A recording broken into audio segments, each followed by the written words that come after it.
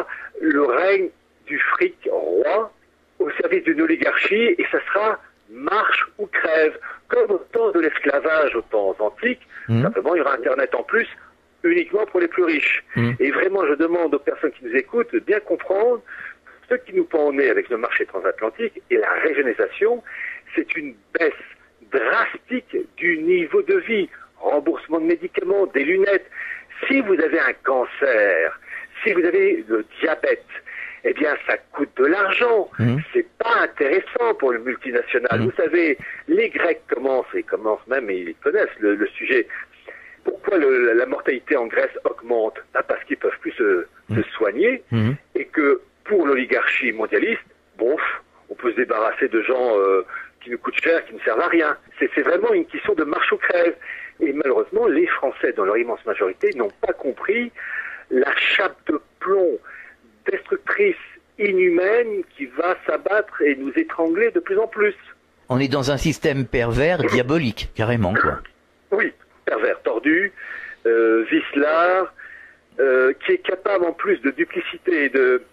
voilà, donc c'est ça qui me frappe quand même, l'étude du nouvel ordre mondial, mondialiste, de ces acteurs. J'étudie ça depuis des années. Et par exemple, au coup du marché transatlantique, je connais ça depuis 2002. Et donc il a fallu que ça soit Obama qui lance le truc pour qu'enfin la chose devienne officielle, parce qu'avant c'était la théorie du complot, après ça l'est plus. Mais il y a une volonté de la part de ces élites, en fait, de se faire un fric fou, sur fond d'une religion universelle aussi, parce qu'il y a une sorte de mystique que j'appelle mystique satanique, il faut dire le mot, et aux dépens, tout simplement de la dignité de l'homme, tout simplement. Et les gens n'ont pas compris ça.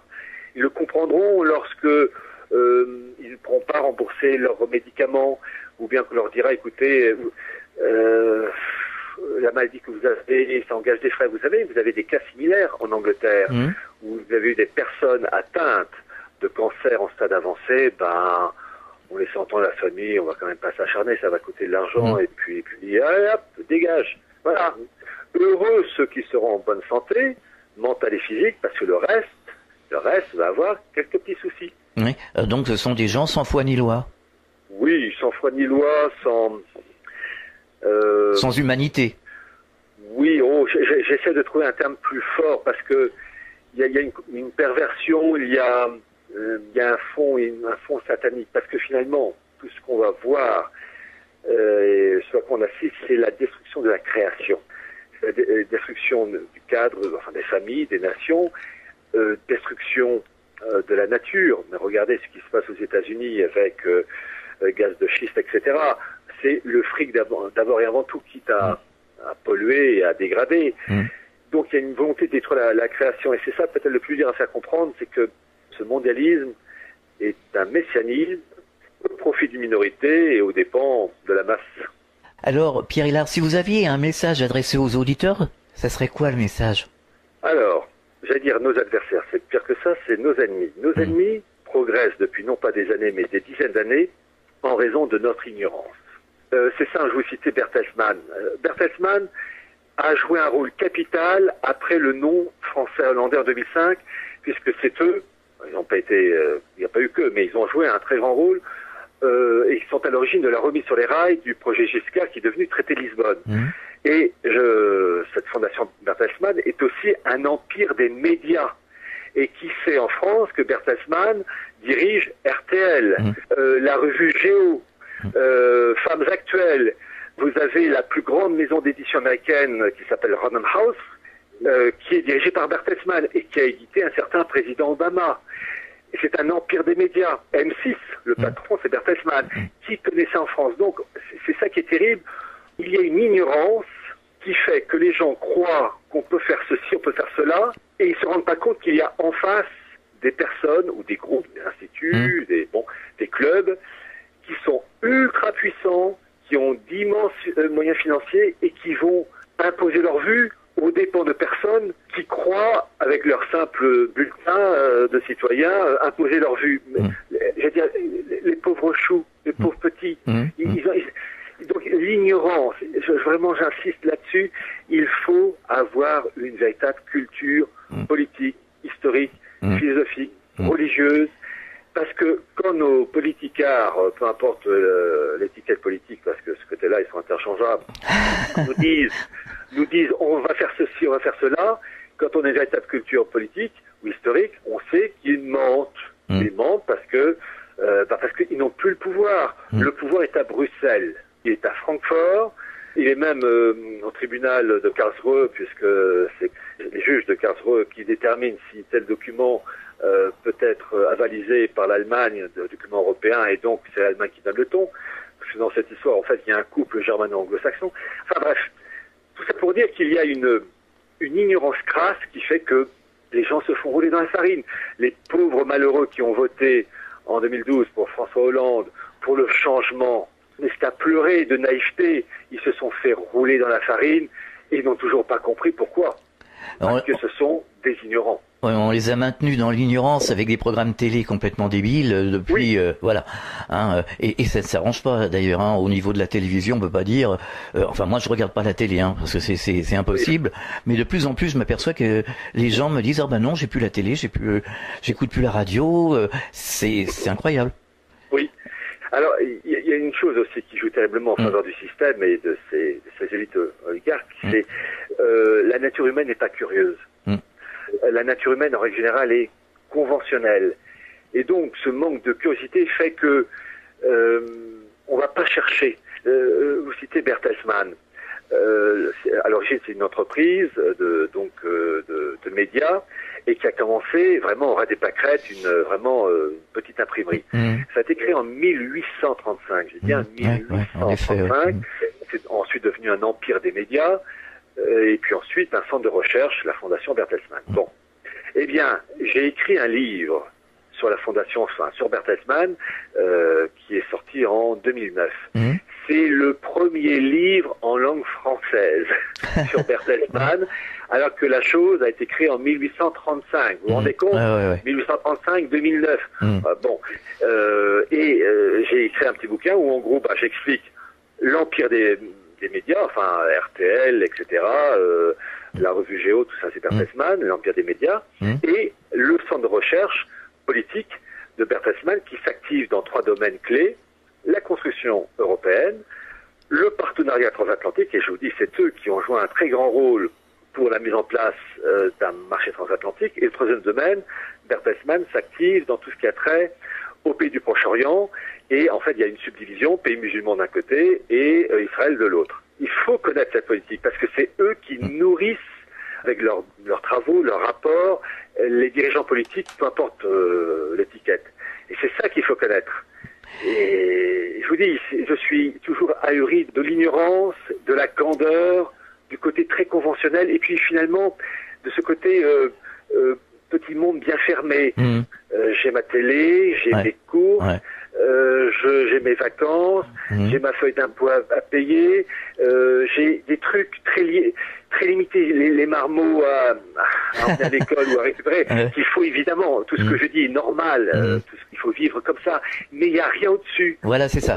J'ai envie de dire, mais votre petit monde, votre petite bulle, elle ne peut perdurer que si les gens au-dessus de vous donnent toujours leur feu vert. Le jour où ils voudront vous casser la gueule, ils se gêneront pas, ils ne comprendrez pas pourquoi ça part tout d'un coup. Et c'est ça, la masse humaine, et ça je dis la masse, peu importe l'origine sociale au niveau d'études, ils ont une vision limitée, leur petit monde, leurs courses, l'incendie qu'il y a eu dans la ville, la grand-mère qui s'est cassée la figure dans un escalier. Sincèrement, c'est vrai. C'est un monde très limité. C'est un monde très limité. Quand tout d'un coup on leur dit, vous savez, il y a un marché transatlantique de 800 millions de consommateurs qui va se mettre en place et que les multinationales vont avoir le dernier mot, ils vous regardent, quoi, comment, maintenant c'est pas possible. Et que, vous savez, le remboursement de médicaments pour vos enfants, un jour vous allez avoir du mal à les rembourser les médicaments parce que ces multinationales vont vous tirer le kiki. Elles vont tomber de nues, ces personnes.